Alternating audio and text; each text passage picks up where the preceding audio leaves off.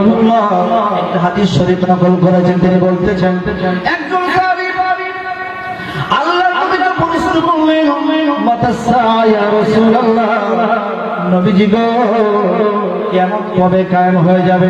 রাসূল সাল্লাল্লাহু আলাইহি সাল্লাম বললেন, সাহাবীরে মাওলানা আদাতুল্লাহ, কিয়ামত তো পাগল হয়ে যাইতেছ, একটু বলো দেখি কিয়ামতের ময়দানে আল্লাহর সামনে হাজির করার জন্য তুমি কি আমল সঞ্চয় করেছো? আল্লাহু আকবার। যখন সাহাবী কিয়ামত তুমি পাগল হচ্ছ, বলো দেখি আল্লাহর সামনে কিয়ামতের ময়দানে তুমি কি আমল সঞ্চয় করেছো, যে আমলটা আল্লাহর দরবারে দেখাইবা। আল্লাহর নবী সাহাবী কোন আমলের কথা বললেন না, কোন বন্দেগীর দোহাই দিলেন না। তিনি বলতেছেন, মিন কাসির সালাতিন ওয়ালা সাওমিন ওয়ালা সাদাকাতিন। নবীজি গো কিয়ামতের ময়দানে আল্লাহর সামনে হাজির করার জন্য আমি অধিক নামাজ পড়তে পারি নাই, অধিক রোজা রাখতে পারি নাই, অধিক দান সাদকা করতে পারি নাই। দয়াল নবীজি বললেন, তাহলে তুমি কি সঞ্চয় করেছো, করেছো? দয়াল নবীজি বলতেছেন, তারপরে ওই সাহাবী বললেন, ওয়ালাকিন ইউহিব্বুল্লাহ ওয়া রাসূলুহু।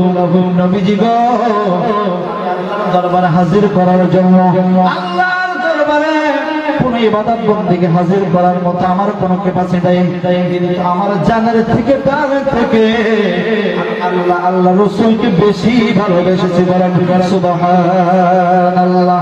আমার জীবন সাজাবো মাদানী রঙে, আমার জীবন মরণ সাজাবো মাদানী রঙে, যে রঙে রঙিন হলে আল্লাহ রাসূল ওলি আব্দুল গাউস কুতুব থাকবে আমার সঙ্গে, আমার জীবন মরণ সাজাবো মাদানী রঙে।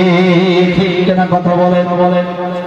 রাসূল সাল্লাল্লাহু আলাইহি ওয়াসাল্লাম এই কথা শোনার সাথে সাথে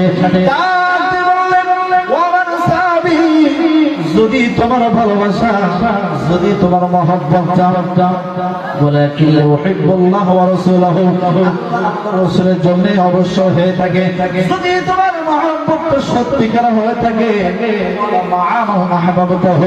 তাহলে আমি কথা দিলাম যে কাল কিয়ামতের ময়দানে তুমি তোমার ভালোবাসার মানুষের সাথে হাসর নাসরের ব্যবস্থা করে দিবে। বলেন সুবহানাল্লাহ।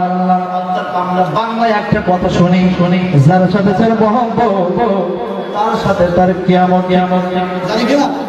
যার সাথে যার মহব্বত তার সাথে তার কি কিয়ামত। এই জন্য এই হাদিস শরীফ থেকে বোঝা গেল, যদি কোনো ব্যক্তি আল্লাহর ওলিদেরকে